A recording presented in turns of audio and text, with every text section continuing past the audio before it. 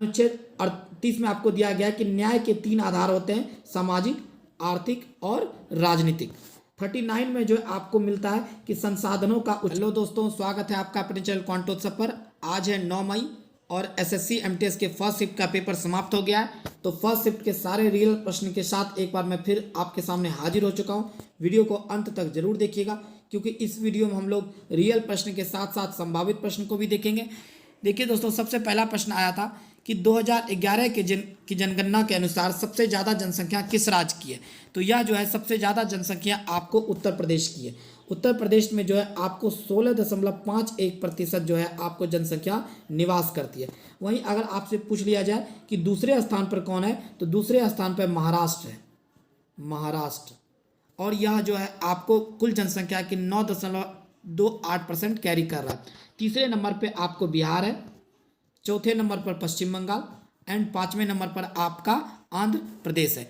वहीं अगर आपसे पूछ लिया जाए कि सबसे न्यूनतम जनसंख्या वाले 5 राज्य कौन कौन से हैं, तो सबसे बॉटम पे आपका सिक्किम है, उसके ऊपर आपका मिजोरम है दोस्तों, उसके बाद अरुणाचल प्रदेश, उसके बाद Goa and last one is Nagaland. तो ये सारे फैक्ट आपको ध्यान में रखना है दोस्तों। यानी अगर आपको पूछा जाए सबसे ज़्यादा जनसंख्या तो वह उत्तर प्रदेश और सबसे न्यूनतम वह सिक्किम हो जाएगा।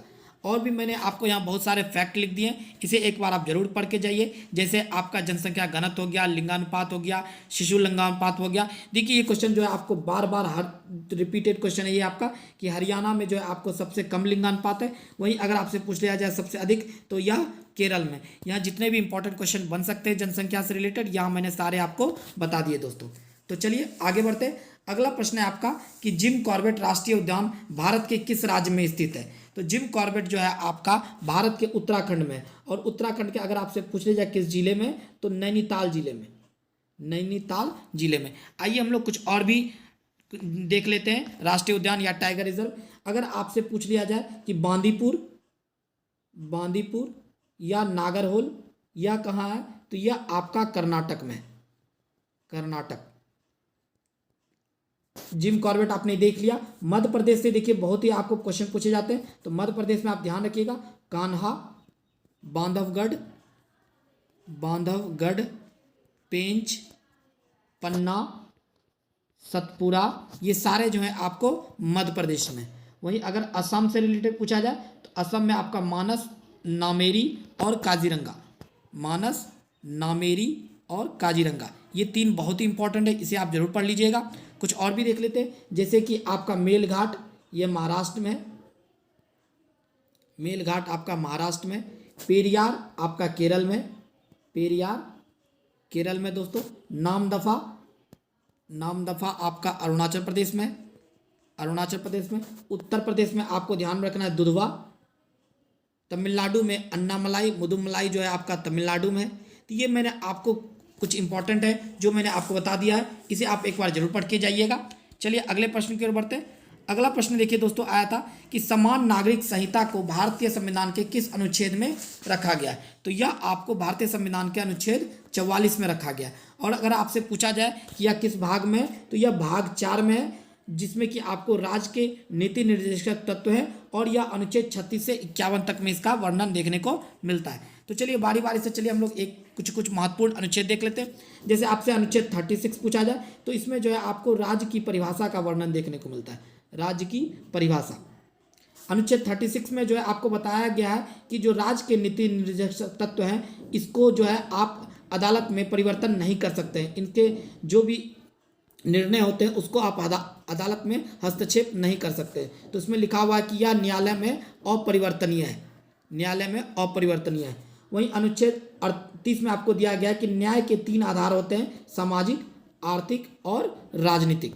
39 में जो है आपको मिलता है कि संसाधनों का उचित वितरण, संसाधनों का उचित वितरण, सामान्य कार्य के लिए समान वेतन मिलेगा, यह आपको 39 में वर्णन मिलता है इसका। अनुच्छेद 40 में, यानी जो आपका आर्टिकल 40 है, ये बहुत ही इंपॉर्टेंट है, ये आने वाले शिफ्टों में 100% देखिएगा, देखने को मिलेगा आपको कि ग्राम स्तर पर पंचायत की स्थापना, ग्राम स्तर पर पंचायत की स्थापना, यह आपको आर्टिकल 40 में। वहीं अगर आपसे 41 पूछ लिया जाए, तो 41 में आपको दिया गया है कि कुछ विशेष दशाओं में आपको काम पाने का अधिकार है। 42 में जो है आपको यह दिया गया है कि कार्य जो होना चाहिए या मानवीय दशा आपका होना चाहिए, साथ ही साथ आपका न्याय संगत होना चाहिए। यानी अगर मान लीजिए कोई प्रेग्नेंट लेडी है तो उसको उसके हिसाब से ही काम दिया जाएगा, ऐसा नहीं कि उसको हार्ड काम दिया जाएगा। क्लियर है दोस्तों। अगर आपका आर्टिकल 43 पूछ लिया जाए तो आर्टिकल 43 में आपको दिया गया है कि आपको जो है एटलीस्ट जीवन चलाने लायक मजदूरी दी जाएगी, साथ ही साथ आपका कुटीर उद्योग का भी विकास आर्टिकल 43 में ही आता है। और 44 मैंने आपको बता दिया, समान नागरिक संहिता। तो ये सारे इंपॉर्टेंट आपको आर्टिकल है, इसे जरूर याद रखिएगा। अगला प्रश्न देखिए, एक साइंस से आया था कि कोशिका भित्ति का प्रमुख कार्य क्या होता है। तो कोशिका भित्ति का प्रमुख कार्य होता है कोशिका को आकृति प्रदान करना, साथ ही साथ आपको प्रोटोप्लाज्म की रक्षा करना। ये जो है कोशिका भित्ति का प्रमुख कार्य है दोस्तों। एक प्रश्न देखिए, आपको आया था नृत्य से एवं उनसे संबंधित कलाकार कि सरस्वती सेन का संबंध किस नृत्य शैली से है। तो यह कथक से इनका संबंध है। वैसे रियल में प्रश्न आपको इस प्रकार दिया हुआ था कि वो कौन सी नृत्य शैली कलाकार हैं जिनको 2004 में संगीत नाटक अकादमी पुरस्कार मिला था। तो यह सरस्वती सेन को मिला था, यह भी आपको ध्यान रखना। एक और नाम याद रखिएगा, माधवी मुदगल जो है उड़ीसी नृत्य से संबंधित है, और नंदिनी सिंह या कथक नृत्य से संबंधित है। ये अभी लेटेस्ट में है दोस्तों, ये आपको ध्यान रखना। और मैंने आपको बहुत सारे इंपॉर्टेंट फैक्ट आपको हर वीडियो में देता हूं, तो इसे आप जरूर ध्यान रखिएगा। जैसे देखिए, रुक्मिणी देवी अंडिल, ये आपसे पूछा जा चुका है कि भरतनाट्यम से संबंधित है। राधा रेड्डी या कुचिपुड़ी से संबंधित है। आपको आनंद शिवरामन, मृणालिनी साराभाई, ये कथकली से संबंधित है। वहीं बिरजू महाराज, लच्छू महाराज, सुखदेव महाराज, ये सारे कथक से संबंधित है। तो ये सारे फैक्ट आप एक बार जरूर पढ़ लीजिएगा दोस्तों। देखिए दोस्तों, यह जो अभी तक में एमटीएस के आपको 3 शिफ्टों में ये क्वेश्चन पूछा जा चुका है, लेकिन थोड़े से आपको बदल के पूछा गया है, जो कि मैं आपको हर शिफ्ट में इसके एनालिसिस में आपको बताता हूँ। एक बार पूछा गया था कि प्रार्थना समाज की स्थापना किसने की थी, तो आत्माराम पांडुरंगा ने। फिर अगली बार पूछा गया कि जो प्रार्थना समाज की स्थापना कब हुई थी, तो 1867 में। इस बार उल्टा करके पूछा गया आपको कि आत्माराम पांडुरंगा ने 1867 में किस समाज की स्थापना की, तो इन्होंने प्रार्थना समाज की स्थापना की थी। अगर आप मेरी वीडियो रेगुलर देखते हैं तो मैं आपको हर शिफ्ट में ये फैक्ट देता आ रहा हूँ। तो देखिए, इसे अब पढ़ लीजिए एक बार कि एशियाटिक सोसाइटी की स्थापना 1784 ईस्वी में विलियम जोन्स ने की थी। आत्मीय सभा की स्थापना 1815 ईस्वी में राजा राम मोहन राय ने की थी। वेदांत कॉलेज की स्थापना 1825 में राजा राम मोहन राय के द्वारा हुई थी। ब्रह्म समाज की स्थापना 1828 में राजा राम मोहन के द्वारा, और तत्व बोधनी सभा की स्थापना 1839 ईस्वी में देवेंद्रनाथ ठाकुर के द्वारा। ये सारे क्वेश्चन जो आपको किसी न किसी शिफ्ट में पूछे गए, इसे एक बार जरूर पढ़ लीजिएगा दोस्तों। और भी यहाँ मैंने आपको फैक्ट दे दिए, इसे भी जरूर पढ़ लीजिएगा। अगला प्रश्न लेके आया था कि लवलीना बोरगोहेन जो है किस खेल से संबंधित है, तो यह बॉक्सिंग से संबंधित है। बॉक्सिंग से संबंधित और भी खिलाड़ी ध्यान रखिएगा, विजेंदर सिंह और मैरी कॉम। और ये भी फैक्ट आपको ध्यान रखना है कि इन दोनों के बाद लवलीना बोरगोहेन ही है जो ओलंपिक में पदक जीतने वाली आपको मुक्केबाज है। तो ये फैक्ट आप जरूर ध्यान रखिएगा। अगला प्रश्न देखिए, आया था दोस्तों कि साइंस का ये सवाल अभी तक तो नहीं पूछा गया था, लेकिन इस शिफ्ट में पूछा गया। तो निश्चित है कि अब आने वाले शिफ्टों में इस टाइप के क्वेश्चन बनने के चांसेस हैं कि वायुमंडल की आर्द्रता मापने वाला यंत्र कौन सा है, तो यह हाइग्रोमीटर है। चलिए हम लोग कुछ और भी इंस्ट्रूमेंट देख लेते हैं, जैसे कि अल्टीमीटर, ये ऊंचाई का मापक है। बैरोमीटर वायुमंडलीय दाब की माप बताता है। कार्डियोग्राम हृदय गति की जांच। हाइड्रोमीटर द्रव का अपेक्षिक घनत्व। मैनोमीटर गैसों की दाबों की माप। रेन गेज वर्षा का मापक है। तो ये सारे आप एक बार पढ़ के लीजिएगा, यहाँ से आपको एक भी क्वेश्चन देखने को बाहर नहीं मिलेंगे इस टॉपिक से। क्लियर है दोस्तों, या आप इसे नोट भी कर सकते हैं। अगले प्रश्न की ओर बढ़ते हैं कि माघ साजी को किस राज्य में मकर संक्रांति के रूप में मनाते हैं। दोस्तों, अगर आप मेरे टेलीग्राम चैनल से जुड़े हैं तो ये सारे फैक्ट जो मैं आपको टेलीग्राम चैनल पर अपलोड कर चुका हूँ। आप एक बार मेरे टेलीग्राम चैनल से जुड़ जाइए, वहाँ आपको जो है सिर्फ एग्जाम ओरिएंटेड नोट्स मिलेंगे, जो कि आपको सीधा एग्जाम में देखने को मिलेंगे। तो चलिए देखते हैं इसके एनालिसिस को कि माघ साजी को किस राज्य में मकर संक्रांति के रूप में मनाते हैं, तो हिमाचल प्रदेश में। और भी देख लेते हैं कि मकर संक्रांति को महाराष्ट्र और गोवा में आपको माघी संक्रांति एवं हल्दी कुमकुम के रूप में मनाया जाता है। वहीं अगर राजस्थान में पूछा जाए तो राजस्थान में इसको सकरात के नाम से जानते हैं। पश्चिम बंगाल में इसको पौष क्रांति के रूप में जानते हैं। गुजरात में जो इसे सूर्य उत्तरायण के नाम से जाना जाता है। वहीं कर्नाटक में इसे मकर संक्रमण के रूप में जाना जाता है। तो यहाँ मैंने आपको ढेर सारे फैक्ट लिख दिए, इसे जरूर एक बार पढ़ के जाइए। अगला प्रश्न है कि म्यांमार की सीमा किस राज्य से नहीं लगती है, तो म्यांमार की सीमा ऑप्शन वाइज आपको दिया हुआ था दोस्तों कि सिक्किम से जो है म्यांमार की सीमा नहीं लगती है। वहीं अगर आपका अंतर्राष्ट्रीय सीमा की बात की जाए तो सिक्किम जो है भूटान से, चीन से, नेपाल से साझा करता है। और अगर राज्य की बात की जाए तो अरुणाचल प्रदेश, नागालैंड, मणिपुर और मिजोरम के साथ जो है म्यांमार साझा करता है। तो ये सारे फैक्ट आप जरूर ध्यान रखिएगा। अगला प्रश्न देखिए, ये भी रिपीटेड प्रश्न है दोस्तों कि महाराष्ट्र के लोकप्रिय लोक नृत्य में से कौन है। तो ऑप्शन में शायद लावनी दिया हुआ था दोस्तों। महाराष्ट्र के लोकप्रिय नृत्य में कौन है, लावनी। तो ये फैक्ट आपको ध्यान रखना है। तो आइए हम लोग कुछ महत्वपूर्ण महाराष्ट्र के और भी लोक नृत्य देख लेते हैं, जैसे कि आपका नकटा हो गया, कोली हो गया, लेझिम हो गया, गफा, ललिता, तमाशा, ये सारे जो है आपको महाराष्ट्र के लोक नृत्य हैं। अगर आपसे पूछ लिया जाए कि झारखंड के लोक नृत्य में से कौन कौन से आते हैं, तो छऊ हो गया आपका, सरहुल हो गया, जट जटीन हो गया, सोहराई हो गया, ये सारे जो है आपको झारखंड के लोक नृत्य हैं। वहीं छत्तीसगढ़ में आपका पिंडवानी, गौरी, झूमर, डागला, टपाली, ये सारे जो है आपको छत्तीसगढ़ के लोक नृत्य हैं।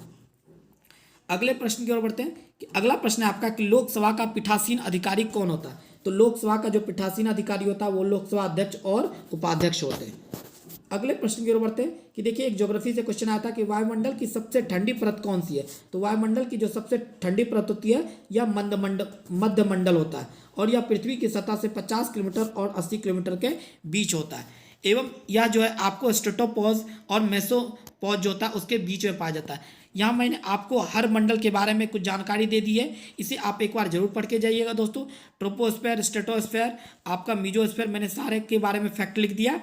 ये देखिए, मैं जो भी एक्स्ट्रा फैक्ट बताता हूँ दोस्तों वो सिर्फ और सिर्फ एग्जाम ओरिएंटेड होता है, कुछ भी आपको इधर उधर की बातें उसमें नहीं होगी। दोस्तों अगर ये वीडियो पसंद आ रही है तो वीडियो को लाइक कीजिएगा, और अगर आपको इस वीडियो के PDF चाहिए तो आप हमारे टेलीग्राम चैनल से जुड़ सकते हैं। हमारा टेलीग्राम है कॉन्टोत्सव ऑफिशियल, जिसका लिंक आपको डिस्क्रिप्शन में मिल जाएगा। अगले प्रश्न की ओर बढ़ते हैं कि PM जनधन योजना के अंतर्गत 12 अक्टूबर 2022 तक सर्वाधिक खाते किस राज्य में। तो यह उत्तर प्रदेश में दोस्तों। अगला प्रश्न है कि एक आपको ऑटोबायोग्राफी से आया था, पिछले शिफ्ट में भी आपको एक ऑटोबायोग्राफी से क्वेश्चन पूछा गया था। इस बार पूछा गया आपको कि हरिवंश राय बच्चन की आत्मकथा कौन सी है। तो यह द आफ्टरनून ऑफ टाइम, यह जो हरिवंश राय बच्चन की आत्मकथा है। आइए हम लोग कुछ अन्य भी देख लेते हैं, जैसे कि अगर आपसे पूछा जाए माइंड मास्टर, यह किसकी आत्मकथा है। तो यह विश्वनाथन आनंद की आत्मकथा है, विश्वनाथन आनंद की। अगर आपसे पूछ लिया जाए गेम चेंजर, तो गेम चेंजर की किनकी आत्मकथा है। तो यह साइद अफरीदी की है। नो स्पिन यह सेंडवार्न की है। 6 मशीन जो है आपका क्रिस गेल का है, 6 मशीन। वहीं अगर आपसे पूछ लिया जाए कि a century is not enough, तो यह सौरभ गांगुली की है। वाइड एंगल यह आपकी अनिल कुंबले की है। The test of my life यह युवराज सिंह का है। वहीं अगर आपसे पूछ लिया जाए कि अ लॉन्ग इनिंग्स यह जो है विजय हजारे की आत्मकथा है, और इन्हीं के नाम पे जो क्रिकेट की ट्रॉफी है विजय हजारे ट्रॉफी। तो यह फैक्ट भी आपको दोस्तों ध्यान रखना है। अगला प्रश्न है आपका कि आगरा में शीश महल का निर्माण किसने करवाया था। तो शाहजहां के द्वारा करवाया गया था। एक देखिए करंट से क्वेश्चन आया था कि स्वर्गीय जगजीत सिंह का संबंध किससे है। तो संगीतकार, ये एक गजल गायक है और संगीत निर्देशक भी है। तो जो ऑप्शन में होगा, आई थिंक बच्चों के द्वारा बताया जा रहा है कि ऑप्शन में गजल गायक था, तो ये ऑप्शन आपका करेक्ट हो जाएगा। अगला देखिए एक प्रश्न आता है कि सिलिकॉन वैली के रूप में किसे जाना जाता है। दोस्तों आप कमेंट करके बताइएगा कि जो आपको सिलिकॉन वैली है वो क्या पूछा गया था, विश्व स्तर पर या भारतीय स्तर पर। अगर विश्व स्तर पर पूछा जाएगा तो यह हो जाएगा संयुक्त राज्य अमेरिका के उत्तरी कैलिफोर्निया का एक जगह है सैन फ्रांसिस्को। इसे जो है सिलिकॉन वैली के नाम से जाना जाता है। इसे सिलिकॉन वैली क्यों कहा जाता है, क्योंकि यहाँ जो है आपको एकीकृत जो आपका परिपथ है जिससे कि मोबाइल की चिप बनाई जाती है, इसकी बनाने वाली कंपनियां यहाँ ढेर सारी है, जिसी वजह से इसको जो है सिलिकॉन वैली के रूप में जाना जाता है। वहीं अगर आपका भारत के स्तर पर पूछा जाएगा तो बेंगलोर को जो है आपको सिलिकॉन वैली के नाम से जाना जाता है। इसे IT सेक्टर का हब भी कहा जाता है दोस्तों, क्योंकि यहाँ IT सेक्टर की बहुत सारी कंपनियां हैं, तो जिसकी वजह से बेंगलोर को सिलिकॉन वैली के नाम से जाना जाता है। अगले प्रश्न की ओर बढ़ते हैं। देखिए मैग्नस कार्लसन से संबंधित अभी तक में 2 क्वेश्चन पूछे जा चुके हैं। एक बार पूछा गया था कि निम्न में से कौन जो है शतरंज से संबंधित खिलाड़ी है। तो वहाँ था आपका मैग्नस कार्लसन। इस बार पूछा गया कि melt water championship chess tournament जो हुआ था वह कौन जीते थे। तो वो मैग्नस कार्लसन ने जीता था। अगले प्रश्न की ओर बढ़ते हैं दोस्तों कि द्वैत शासन प्रणाली का त्याग और प्रांतीय विधानसभा उद्गम में सहायता किस अधिनियम के तहत लाया गया था। तो यह 1935 का जो अधिनियम आया था उसके तहत लाया गया था। तो दोस्तों इस शिफ्ट के आपको 25 में से 20 क्वेश्चन वो भी रियल एवं जो ऑथेंटिक प्रश्न मिल गए हैं। साथ ही साथ मैंने आपको इसकी एक्स्ट्रा फैक्ट भी बताया, तो वीडियो को आप एक बार फिर से जरूर देख लीजिएगा, क्योंकि आने वाले शिफ्ट में जिनका भी एग्जाम है तो यहाँ से आपको हूबहू कम से कम 5 से 6 क्वेश्चन देखने को मिल जाएंगे दोस्तों, जो आपके लिए बहुत ही बेनिफिशियल होगा। तो चलिए, आई होप वीडियो आपको बहुत पसंद आई होगी। वीडियो पसंद आई हो तो जिससे वीडियो को लाइक कीजिए, दोस्तों में शेयर कीजिए, और हाँ चैनल को सब्सक्राइब कर लीजिए, क्योंकि यहाँ आपको हर दिन की एनालिसिस मिलेगी, वो भी आपको इस वीडियो की PDF भी आपको टेलीग्राम पे मिल जाएगी। तो चलिए दोस्तों, मिलते हैं अगले वीडियो में एक नए एनालिसिस के साथ। तब तक के लिए जय हिंद, जय भारत।